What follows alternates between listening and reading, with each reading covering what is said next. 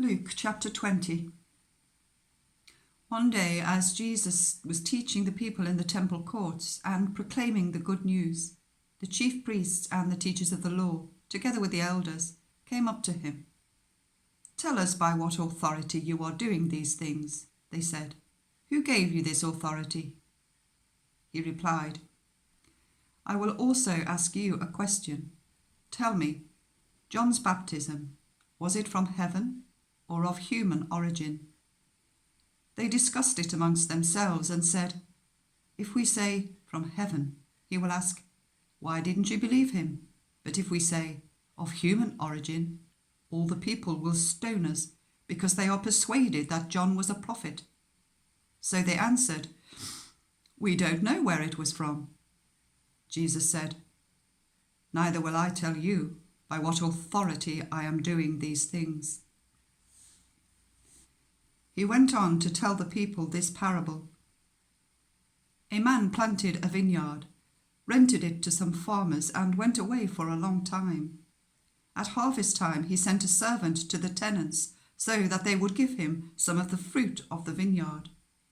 But the tenants beat him and sent him away empty-handed. He sent another servant, but that one also they beat and treated shamefully and sent away empty-handed. He sent still a third, and they wounded him and threw him out. The owner of the vineyard said, "What shall I do? I will send my son, whom I love. Perhaps they will respect him." But when the tenants saw him, they talked the matter over. "This is the heir," they said. "Let's kill him, and the inheritance will be ours." So they threw him out of the vineyard and killed him. What then will the owner of the vineyard do to them? He will come and kill those tenants and give the vineyard to others. When the people heard this, they said, "God forbid!" Jesus looked directly at them and asked, "Then what is the meaning of that which is written? 'The stone the builders rejected has become the cornerstone.' Everyone who falls on that stone will be broken to pieces, but anyone on whom it falls will be crushed." The teacher of the law and the chief priests looked for a way to arrest him immediately, because they knew he had spoken this parable against them, but they were afraid of the people. Keeping a close watch on him, they sent spies who pretended to be sincere.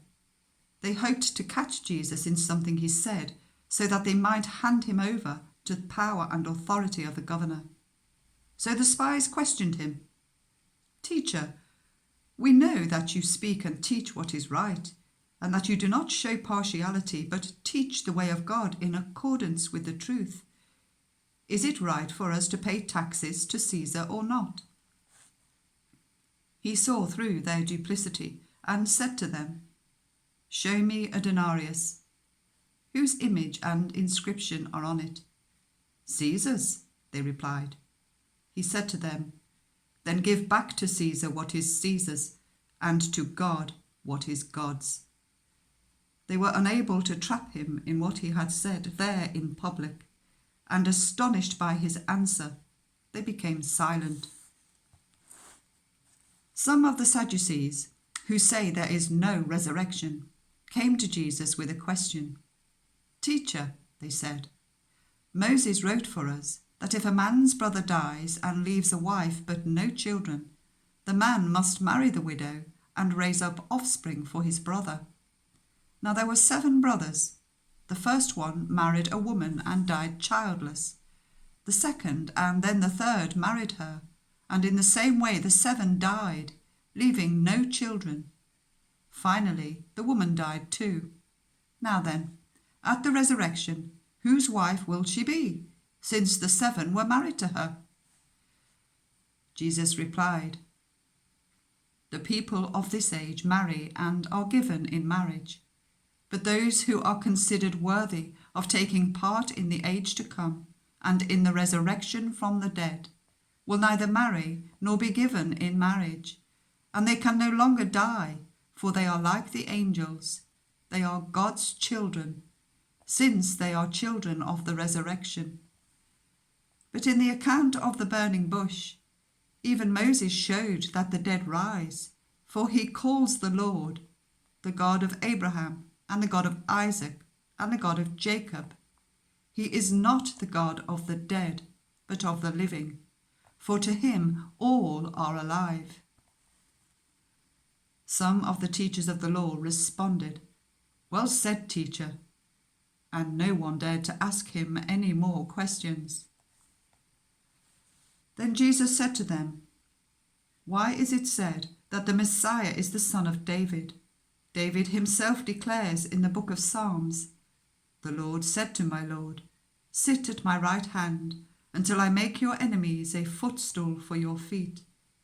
David calls him Lord. How then can he be his son?" Whilst all the people were listening, Jesus said to his disciples, "Beware of the teachers of the law. They like to walk around in flowing robes and love to be greeted with respect in the marketplaces and have the most important seats in the synagogues and the places of honour at banquets. They devour widows' houses and for a show make lengthy prayers. These men will be punished most severely.